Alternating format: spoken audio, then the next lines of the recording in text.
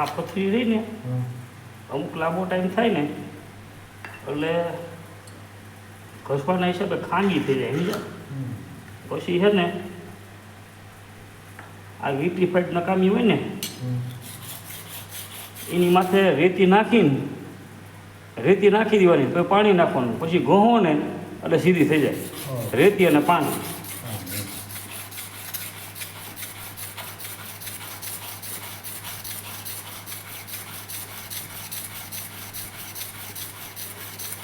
ટૂંકમાં ઓલી પથરી રહી કે નહીં એ વ્યવસ્થિત ને સારી થઈ જાય. હા હા ખાડા ક્રિયા ન થાય છે.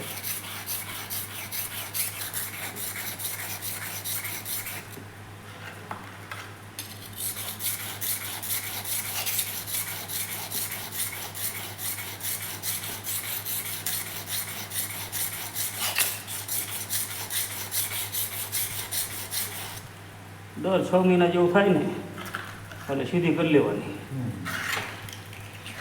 એટલે આપણા ટૂલ જે ગયા ને બધા ઓજાર બધા એને વાપરવાની મજા આવે અને કામમાંય મજા આવે.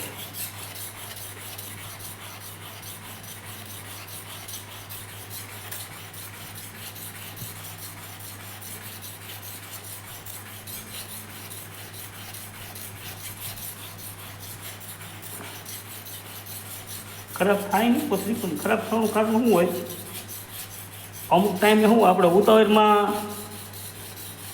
બધી જગ્યાએ સરખું હોય નહીં, ક્યારેક કોઈક દી ઉતાવળનું કામ હોય, ઉતાવળમાં હોય ને પાનું રંધવાનું પાનું હોય કે ફરસી છે ધાર ન હોય તો ઉતાવળમાં લઈ લીધી હોય સરખી, એ જીમ ફાવે એમ ગહીને કામ કાઢવાનું હોય આપણે એ વખતે.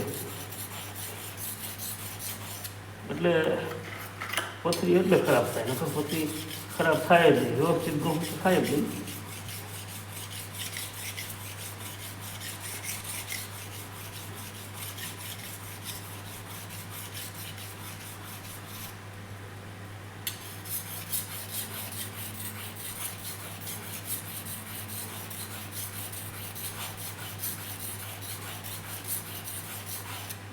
પાછા પાના એ અમદાવાદથી લાવવા પડે, આપણે સુમનગરમાં મળે પણ દીપિકોના ઓરિજિનલ ન મળતા, ડુપ્લિકેટ આવી જાય ને તો પાછું પૈસા આવી જાય અને કામમાં દે નહીં.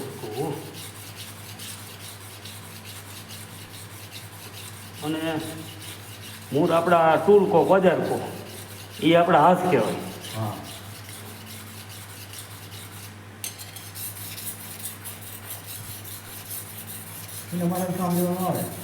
એના સિવાય તો હાલે જ નહીં ને.